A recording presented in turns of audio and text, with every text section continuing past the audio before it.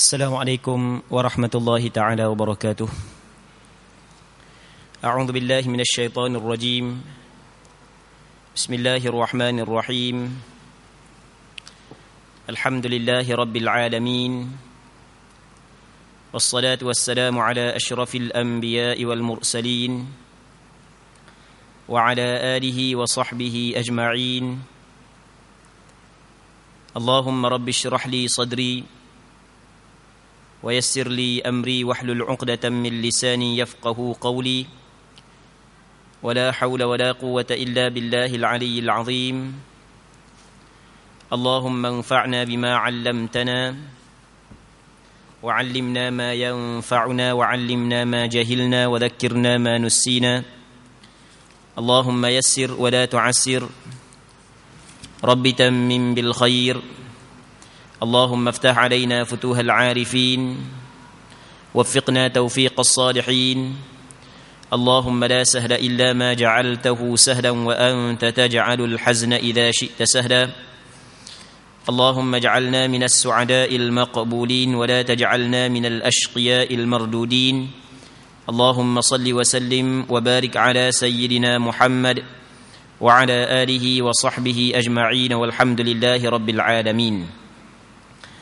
InsyaAllah kita sambung balik pengajian Kitab Bulughul Maram yang dikarang oleh Al-Imam Al-Hafidh Ahmad bin Ali bin Muhammad yang dikenali dengan Imam Ibn Hajar Al-Asqalani, lahir pada 773 Hijrah, wafat pada tahun 852 Hijrah, rahimahullahu ta'ala wa nafa'anallahu bi'ulumihi fid daraini amin.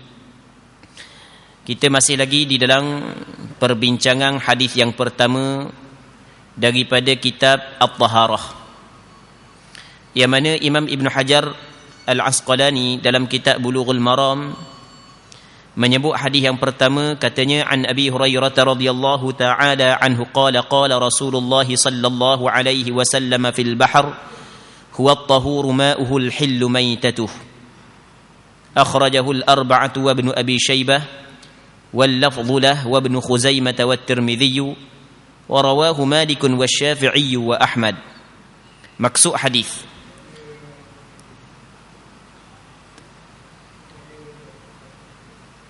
daripada Abu Hurairah radhiyallahu taala anhu, katanya Rasulullah sallallahu alaihi wasallam bersabda mengenai lauk. Lauk kenal belaka lah. Kita ni duduk dekat dengan lauk, tak jauh sekarang dengan lauk, dekat sangat.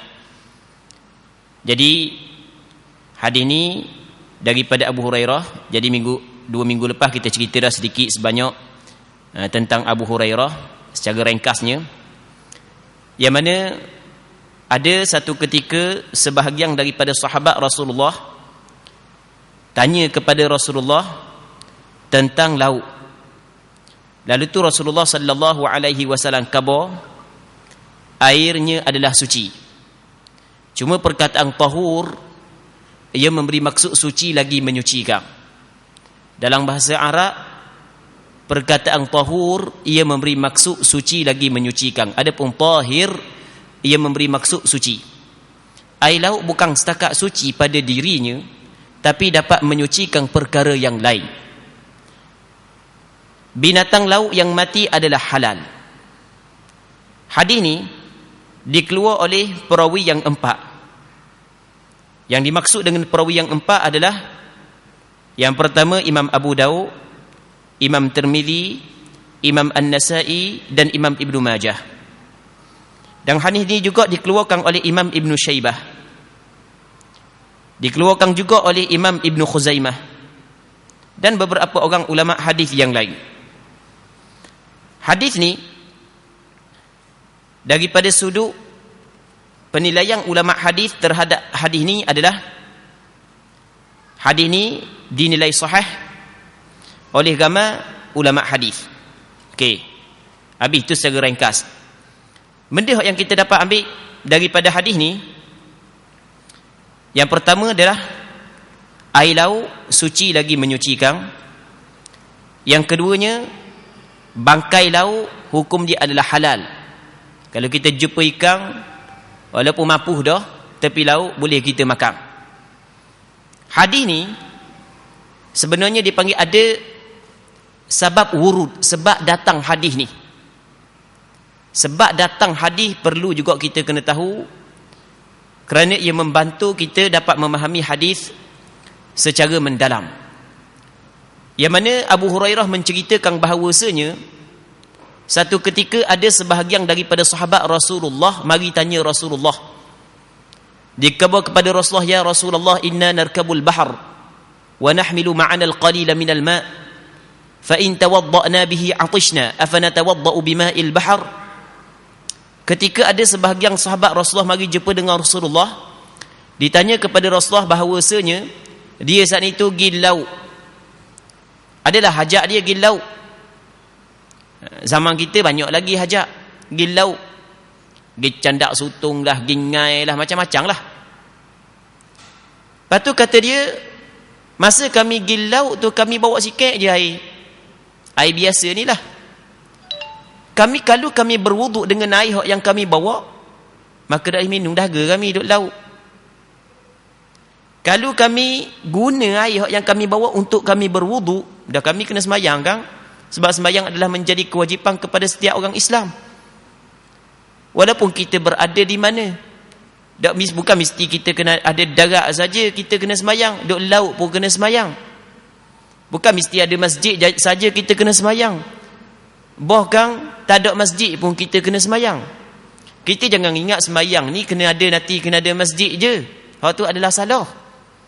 Kita kena tahu bahawasanya sembahyang adalah diwajibkan kepada setiap mukallaf. Innas salata kanat 'alal mu'minina kitaban mawquta. Allah Taala kata dalam Quran, sesungguhnya sembahyang adalah menjadi kewajipan ke atas orang-orang beriman, yang mana waktu dia telah ditetapkan. Jadi apabila masuk waktu sembahyang, walaupun tak ada masjid, kita kena sembahyang. Menjadikan alasan tak ada masjid sampai kena sembahyang itu adalah salah. Sebab kata Rasulullah sallallahu alaihi wasallam, fa ayyuma rajulin min ummati adrakathu as-salatu falyusalli. Mung di mana saja mung berada, kalau masuk waktu sembahyang mung kena sembahyang. Bukan mesti kena sembahyang di masjid.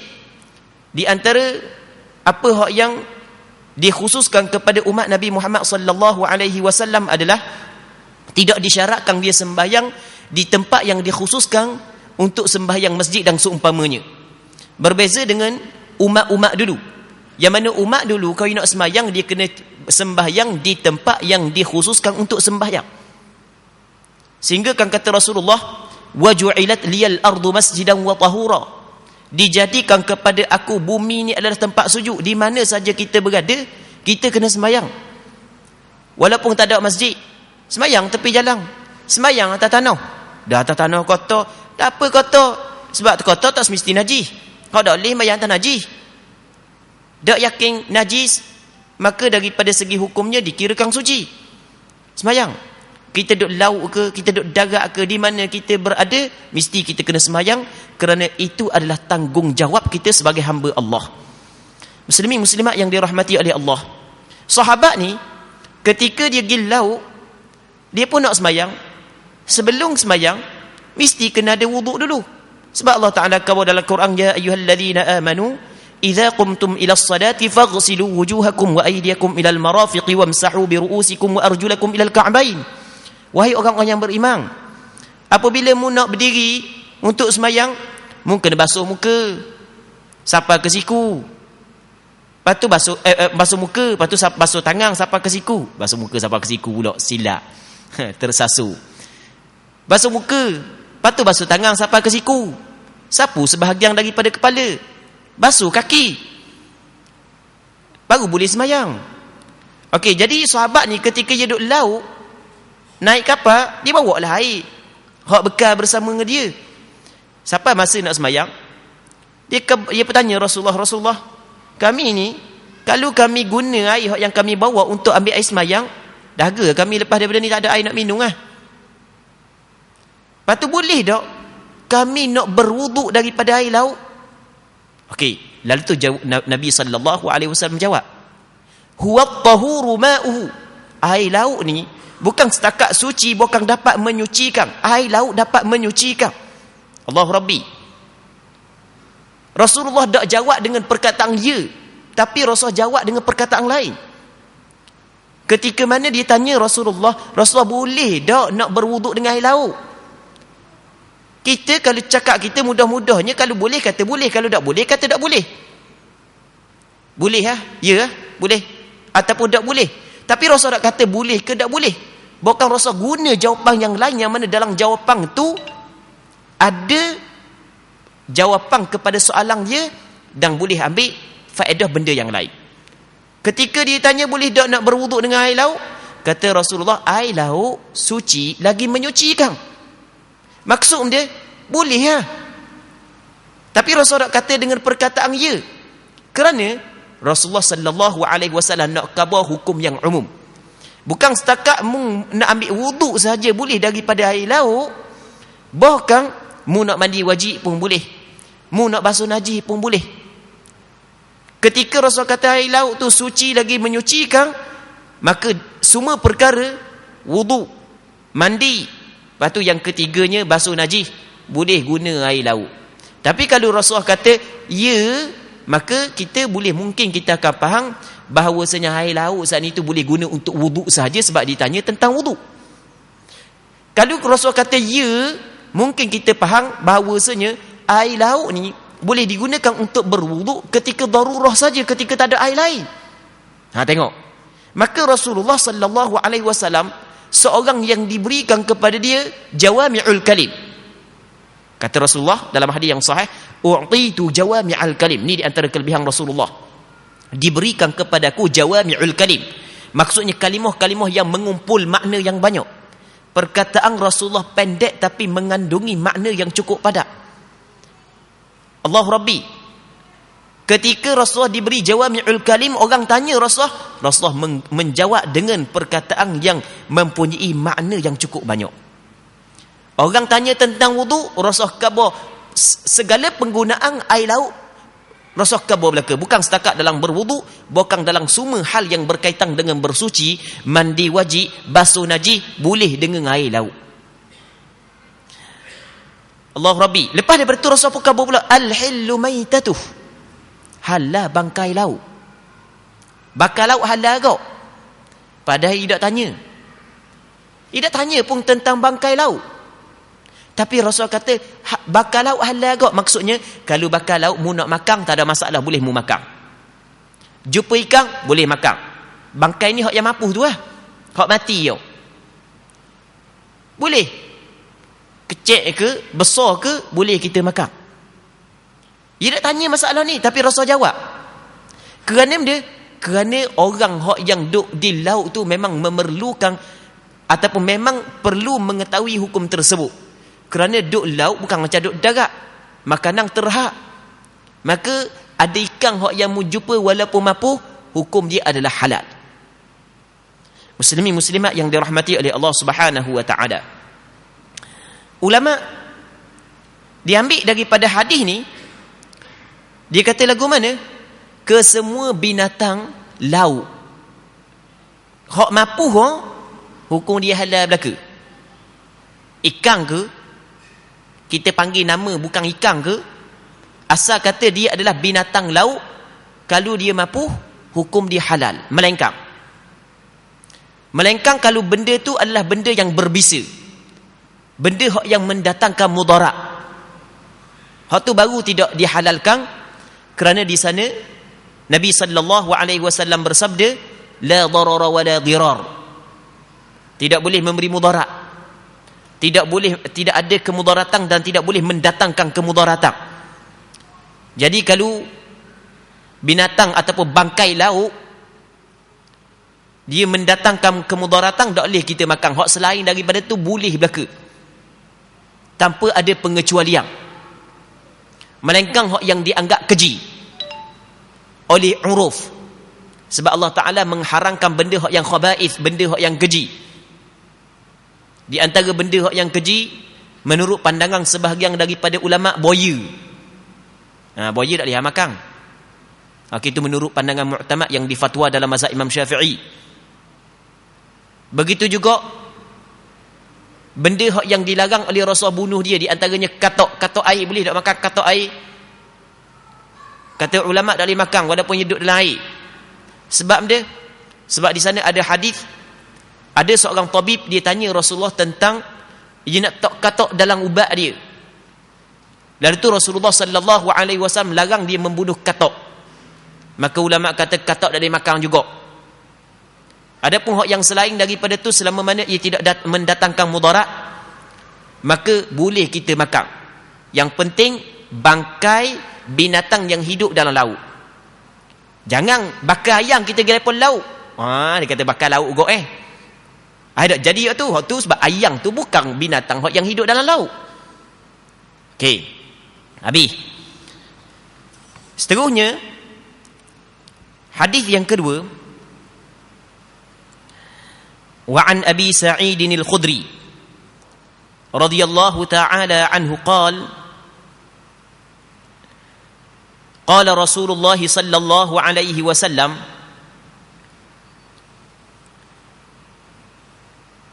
إن الماء طهور لا ينجسه شيء أخرجه الثلاثة وصححه أحمد. Maksud hadis daripada seorang sahabat Rasulullah sallallahu alaihi wasallam yang dikenali dengan Abu Sa'id al-Khudri.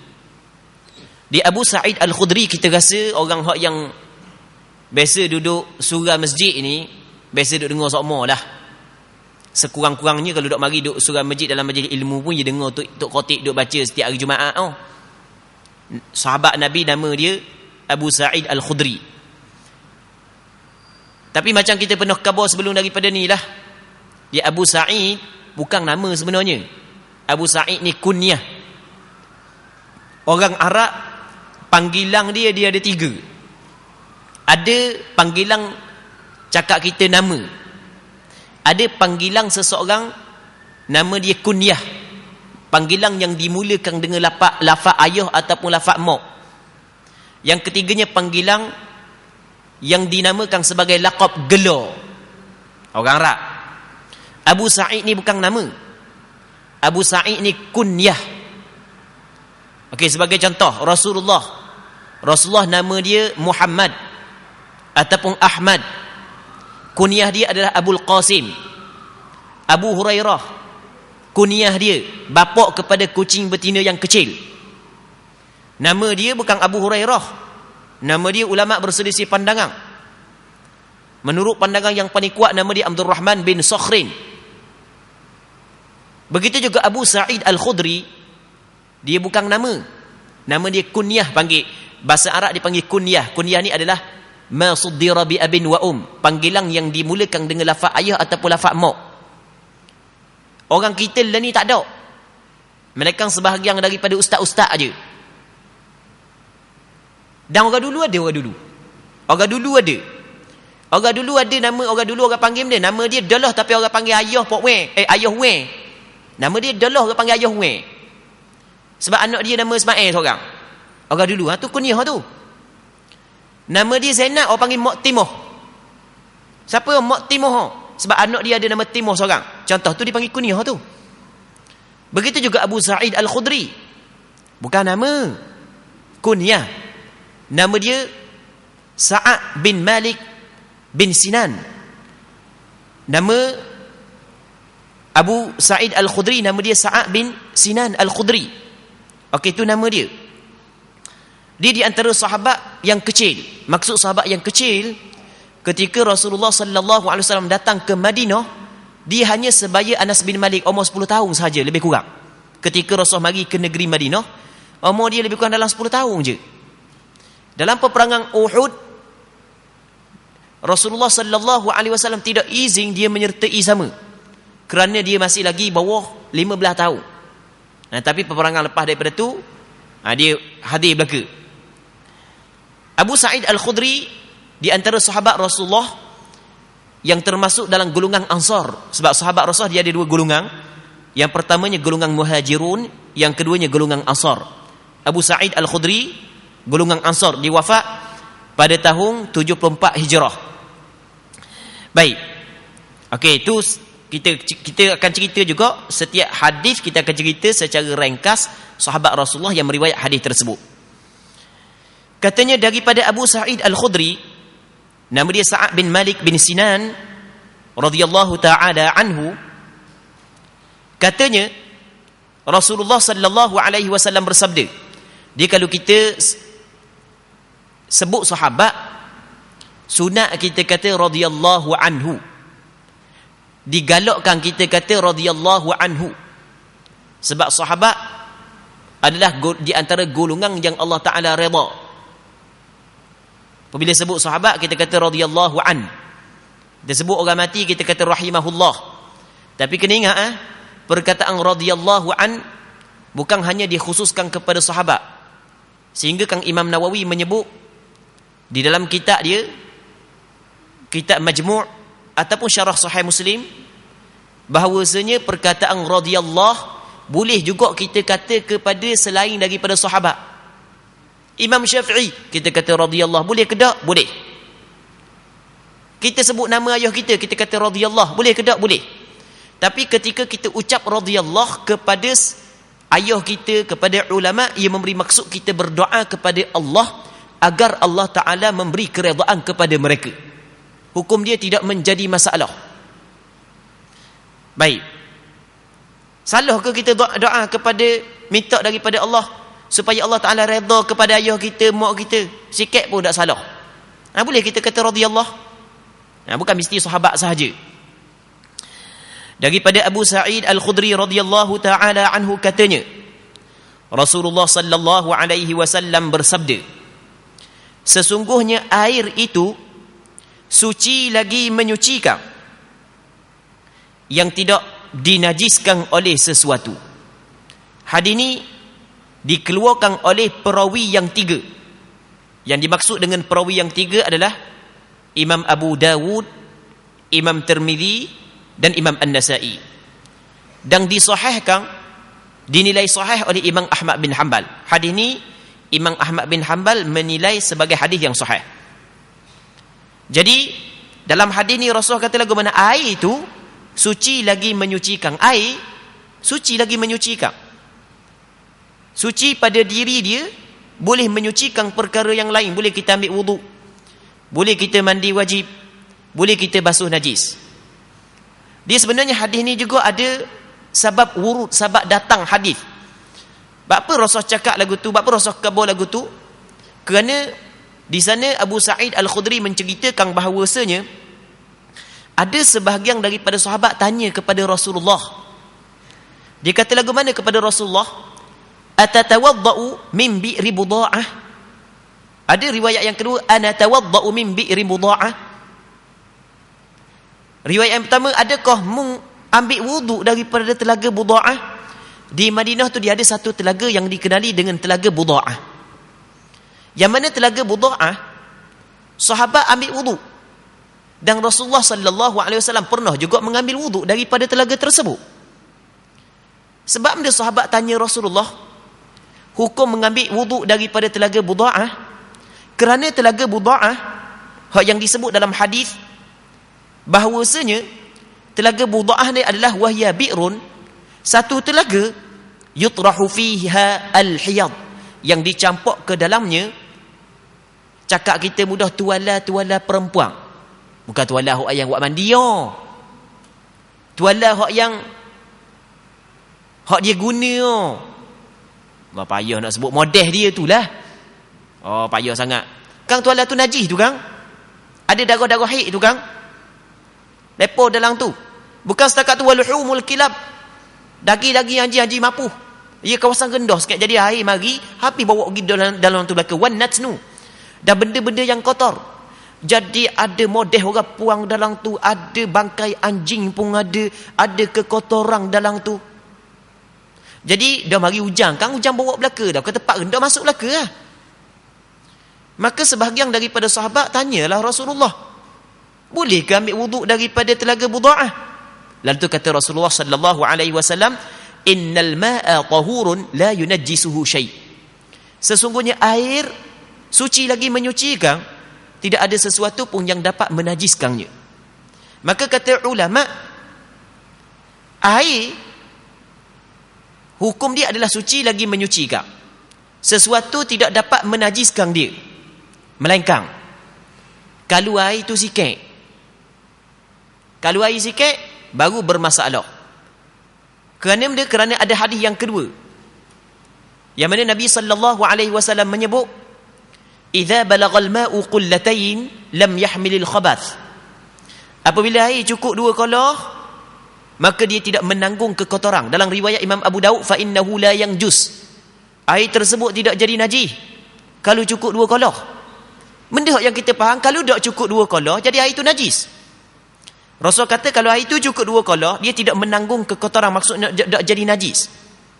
Benda yang kita faham, kalau tak cukup 2 kolah, maka dia jadi najis. Maka kata ulama, najis kalau dia masuk di dalam air, kalau air itu banyak, maka itu tetap dihukumkan suci lagi menyucikan. Boleh kita berwuduk daripada air tersebut. Boleh kita mandi wajib daripada air tersebut. Boleh kita basuh najis daripada air tersebut.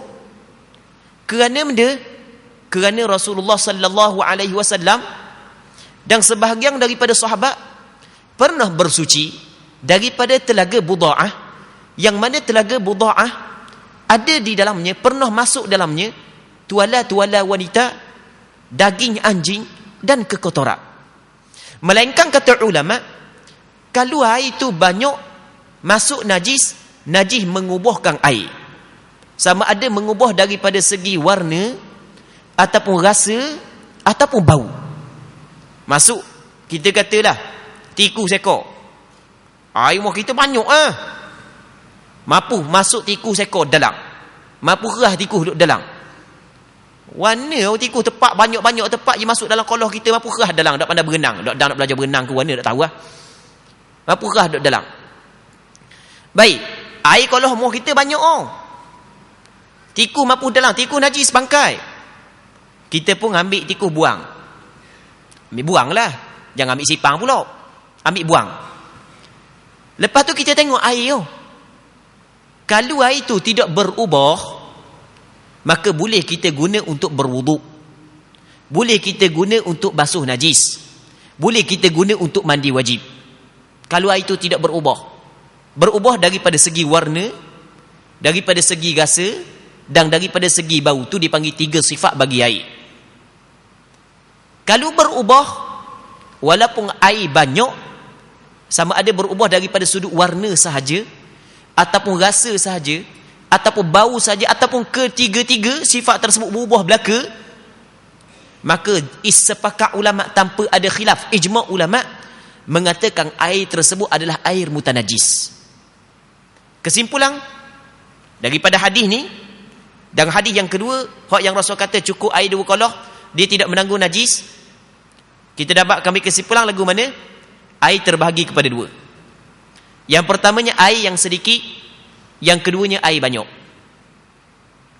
Ukuran sikit dengan banyak, kata ulama adalah air itu kalau cukup 2 kolah ke atas, maka nama dia air itu banyak.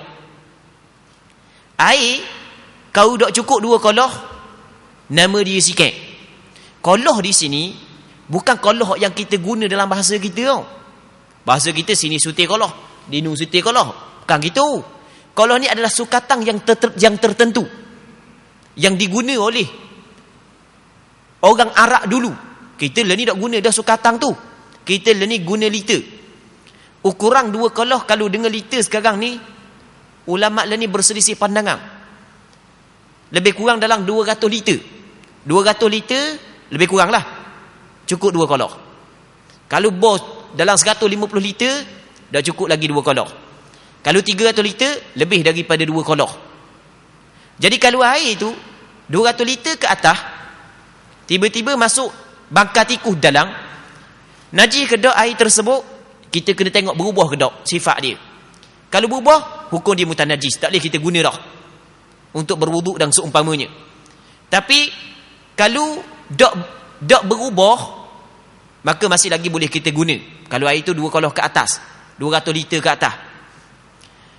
Adapun kalau air itu sikit, tak sampai 2 kolah, 4 beledi je air, sebesen je, sebesen tak sampai 2 kolah, sebesen suara ingat.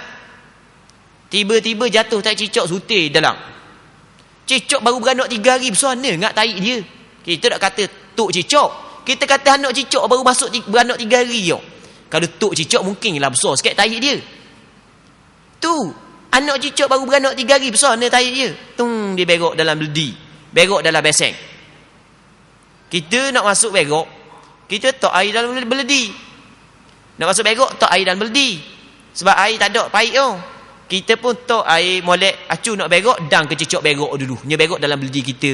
Allah sakit hati sungguh. Seluah-luah tepak dalam tandas tu nya berok dalam beldi kita tak setarang. Okey, lepas daripada kita berok, boleh tak kita nak guna air dalam beldi saat ni untuk basuh najis? Kata ulama tak boleh. Sebab benda tak boleh kerana air hok dalam beldi saat ni tu dak sapa 2 kolah. Apabila dak sapa 2 kolah masuk najis walaupun tidak berubah, air itu dihukumkan sebagai mutanajjis. Dalilnya Rasulullah sallallahu alaihi wasallam bersabda, "Idza balagal ma'u qullatayn lam yahmilil khabath." Apabila air itu cukup 2 kolah, dia tidak menanggung kekotoran. Dalam riwayat Imam Abu Daud, fa innahu la yanjus. Dia tidak jadi najis. Kalau cukup 2 kolah tak jadi najis. Benda yang mafhum kita dapat faham, kalau tak cukup 2 kolah jadi najis. Lalu tu kata ulama, tak cukup 2 kolah sama ada berubah ataupun tidak, dihukumkan sebagai mutanajis. Tapi kalau cukup 2 kolah tidak dihukumkan sebagai mutanajis, melainkan apabila berubah salah satu daripada 3 sifat dia. Kita rasa jelas dah perbahasan air. Muslimin muslimat yang dirahmati oleh Allah Subhanahu wa taala. Apabila kita bincang berkenaan dengan air mutanajis, yang mana kita sebut tadi, kalau tu air tu sikit dak cukup 2 kolah masuk najis sama ada berubah ataupun tidak dihukumkan sebagai mutanajis. Tu menurut pandangan mu'tamad dalam mazhab Imam Syafi'i. Tapi kalau lebih daripada 2 kolah ataupun 2 kolah ke atas, dia tidak dihukumkan najis melainkan apabila berubah. Baik. Sekarang ni kita masuk dalam tandah. Buka pahit tak ada air. Pahit tak ada air. Tak kira lah tanah masjid ke tanah mana, tanah awang ke. Lepas tu tengok ada satu beledi dalam air. Ada satu beledi. Kita kena kabur juga hukum kena setuh juga. Sebab orang hok was-was ni, dia pakai nak basuh dah dengan air dalam beledi tu. Dia macam-macam dia mikir. Dia mikir tak ada air, takut orang tu masuk kapacor kecil ngecik dalam tu jadi mutanajah. Macam-macam dia mikir. Okey, kita kena bincang masalah ni. Kita masuk dalam tandah, buka air tak ada. Kita nak kecing tapi ada air dalam beledi. Yang mana air yang duduk dalam beledi tu, Allah banyak kemungkinan tambah-tambah tandah awang. Pada setengah tu buka zik luar pacor kecing cacang habis, bukan setakat baju dia kena, bukan setakat luar dia kena habis masuk dalam air tu. Kan gitu kan? Okey, kata ulama, selama mana kita tidak yakin bahawasanya ada najis dalam air tersebut, walaupun bermacam-macam andaian yang boleh kita buat, maka air tersebut masih lagi dihukumkan sebagai suci lagi menyucikan. Kerana asal air suci lagi menyucikan. Dalilnya kata Rasulullah, innal ma la yunajji tahurun la yunajjisuhu syai. Sesungguhnya air suci lagi menyucikan, tidak ada sesuatu pun yang dapat menajiskan air. Ketika asal air suci lagi menyucikan, tiba-tiba kita ragu-ragu, kita syok bahawasanya ada perkara yang menajiskan air tapi kita tidak yakin, maka syok tersebut tidak dapat menghilangkan asal kesucian air. Dalam kaedah fiqh menyebut al-yaqinu la yuzadu bisyak. Benda yang yakin tidak boleh dihilangkan dengan syok. Yakin asal air itu suci, tapi syok kemungkinan masuk najis dalam air, tapi tak ada pun apa. Maka ketika tu masih lagi boleh kita guna air tersebut untuk buat basuh tahi kita, buat basuh berok kita, buat basuh baju kita, untuk ambil wuduk dan untuk mandi wajib. Muslimin muslimat yang dirahmati oleh Allah Subhanahu wa taala. Seterusnya hadis yang ketiga. An Abi Umamah al-Bahili radhiyallahu taala anhu qala qala Rasulullah sallallahu alaihi wasallam innal ma'a la yunajjisuhu syai'un illa ma ghalaba ala rihihi wa ta'mihi wa lawnihi. Akhrajahu Ibnu Majah wa dha'afahu Abu Hatim walil Baihaqi al-ma'u tahurun illa in taghayyara rihuhu aw ta'muhu aw lawnuhu binajasatin tahdutsu fihi. Maksudnya daripada Abu Umamah Al-Bahili radhiyallahu taala an. Abu Umamah Al-Bahili adalah seorang sahabat Nabi sallallahu alaihi wasallam yang mana nama dia adalah Sada bin Ajlan Al-Bahili.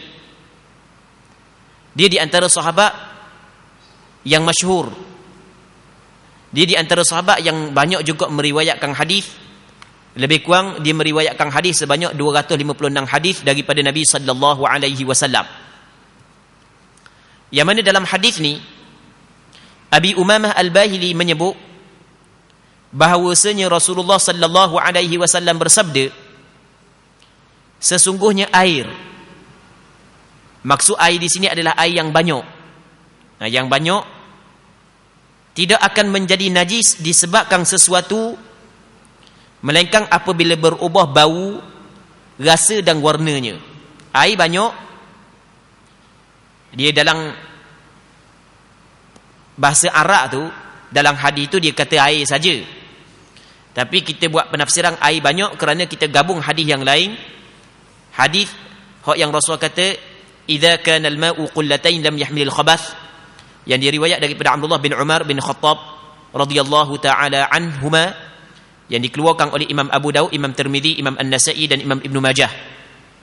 Jadi kata Rasulullah, sesungguhnya air, maksudnya air yang banyak, tidak akan menjadi najis disebabkan sesuatu. Apabila masuk najis tidak dapat menajiskan air, melainkan apabila berubah bau, rasa dan warnanya.